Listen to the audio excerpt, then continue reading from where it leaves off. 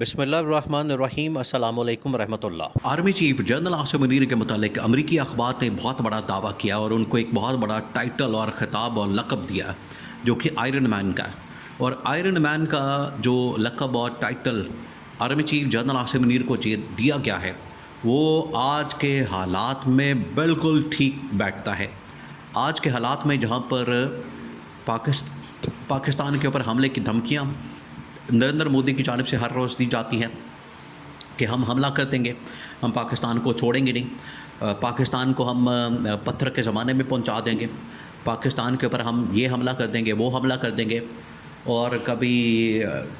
پاکستان کے پانی کو بند کر دیں گے، کبھی یہ کر دیں گے، کبھی وہ کر دیں گے۔ لیکن اس ساری سچویشن میں پاکستان نے جس طریقے سے آرمی چیف نے بیہیو کیا، آرمی چیف نے جس طریقے سے پوری سچویشن کا انالیسس کیا، اس کو مینج کیا، اس کو ہینڈل کیا، اس کا جائزہ لیا، اس کے مطابق اسٹریٹجی بنائی، حکمت عملی بنائی۔ گورنمنٹ کا تو اسی وجہ سے ذکر نہیں، دیکھیں گورنمنٹ کے اوپر بار بار یہ تنقید ہوتی ہے، بات کی جاتی ہے، اس کے متعلق یہ کہا جاتا ہے کہ گورنمنٹ کدھر غائب ہے، تو اب آپ کو حقیقت کھول کر سامنے آ گئی۔ اب آپ کو حقیقت نظر آ جانی چاہیے کہ گورنمنٹ کیوں غائب ہے، یا گورنمنٹ اس وجہ سے ناکام ہے، یا گورنمنٹ کی ناکامی وہ اب کھل کر سامنے آ گئی ہے۔ اور یہ فرنٹ سے لیڈ کرنے والی جو سچویشن تھی اس میں جنرل عاصم نے لیڈ کیا، جنرل عاصم نے جواب دیا، جنرل عاصم نے اسٹریٹجی بنائی، حکمت عملی بنائی، ٹینک کے اوپر چڑھ کے خطاب کیا اور وہاں سے پیغام دیا۔ دیکھیں یہ پچھلے 10-15 دن کے اندر ہوا کیا، اب یہ تمام کی تمام جو ڈیولپمنٹس ہیں آپ نے ذہن میں رکھنی۔ اب آپ امیجن کریں کہ انڈیا جو کہ پاکستان کے مقابلے میں کئی گنا بڑا ملک ہے، اس کی اکانومی کئی گنا بڑی ہے، اس کے پاس فوج، اس کے پاس نیوکلیئر طاقت، ایٹمی طاقت بہت زیادہ ہے پاکستان کے مقابلے میں، اس کے پاس ریسورسز، اس کی اکانومی، اس کے پاس پیسہ پاکستان کے مقابلے میں بہت زیادہ ہے۔ لیکن جب وہ پاکستان کے اوپر حملہ کرنے کی بات کریں تو یہاں کا آرمی چیف جنرل عاصم وہ ڈٹ کر کھڑا ہو جائے اور اس بنیاد کے اوپر پاکستان میں کوحرام مچ جائے، انڈیا میں کوحرام مچ جائے اور انڈیا کے اندر جو ہے وہ خوف کی لہر دوڑ جائے۔ اصل میں ایک تقریر آپ ذہن میں رکھیں جو جنرل عاصم کی جانب سے کی گئی پہلگام واقعے کے ٹھیک 2 سے 4 دن پہلے، وہاں سے یہ سلسلہ شروع ہوتا ہے۔ یہ کیوں جنرل عاصم ہائی لائٹ ہوتا ہے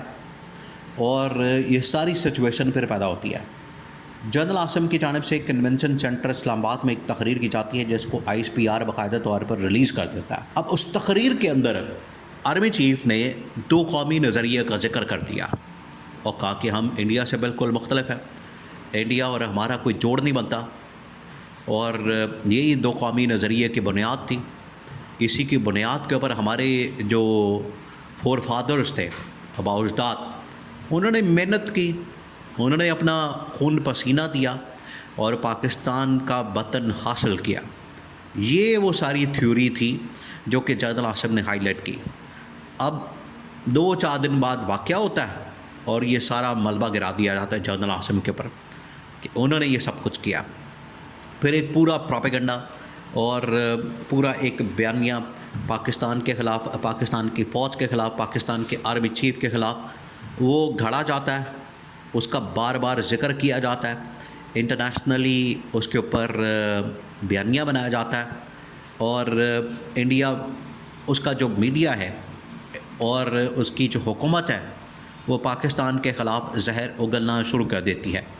اب یہ وہ ٹائم ہوتا ہے جتنا وہ اشتعال دلاتے ہیں اور پرووک کرتے ہیں، ان کی پرووکیشن کا جواب یہاں سے نہیں دیا جاتا۔ دیکھیں پاکستان کے پاس یہ آپشن موجود ہے، یہ آپ بات ذہن میں رکھیں۔ اب آپ امیجن کریں کہ ایک ایسا ملک جنرل عاصم جس کے پاس یہ آپشن موجود ہے،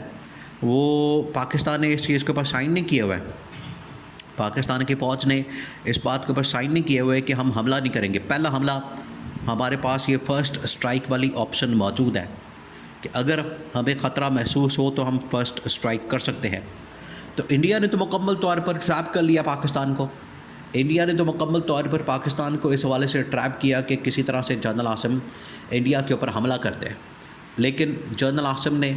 یہ پوری کہانی، پورا واقعہ، پورا معاملہ پچھلے 10-15 دن کا اس اخبار کے اندر پوری کہانی آرٹیکل کی شکل میں پبلش کر دی گئی، اور اسی وجہ سے جنرل عاصم کو آئرن مین کا نام دیا گیا، ٹائٹل دیا گیا کہ معاملہ جنرل عاصم کی تقریر سے شروع کر کے آج تک جس تحمل کا، جس برداشت کا اور جس قسم کی ان کی جانب سے بردباری کا مظاہرہ کیا جاتا ہے، دانشمندی کا، عقل کا،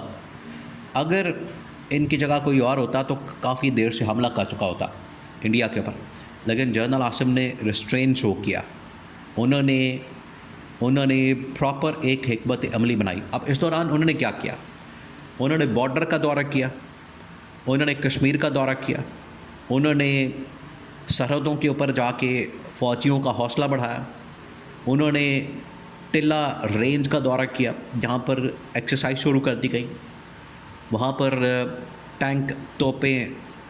لڑاکا طیارے، وہ سارا کچھ انہوں نے آرڈر دے دیا، اس کی جنگی تیاریوں کا معائنہ کیا، جائزہ لیا۔ تو جنرل عاصم پیچھے بیٹھ کے جو انڈیا کی جانب سے حملے کی بات کی جاتی تھی اس کا پورا رسپانس تیار کر کے ایکٹیو تھے۔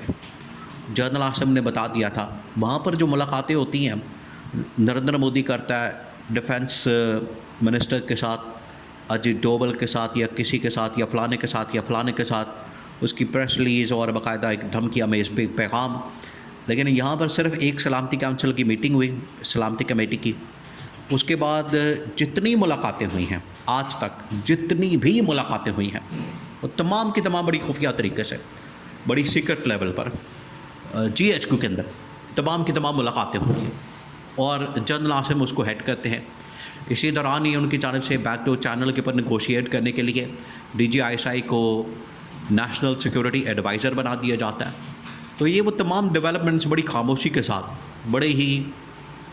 بڑی ہی سیکرٹ لیول پر جنرل عاصم سب کچھ پلان کر رہا ہے۔ یہ ان کی طاقت کا اصل میں یہ اظہار ہے، یہی وہ طاقتور شخصیت پاکستان کے اندر سب سے مضبوط، پاورفل۔ اب یہ پورا آرٹیکل لکھ دیا انہوں نے، اور انہوں نے بتا دیا کہ پچھلے 10-15 دن کے اندر یہ سب کچھ جس طریقے سے ہوا ہے اس میں جنرل عاصم نے لیڈر کے طور پر ایک کردار ادا کیا، لیڈر کے طور پر، اور اس خطے کو جنگ سے بچا لیا، سب کانٹیننٹ کو تقریباً 1.5 سے 2 ارب لوگوں کو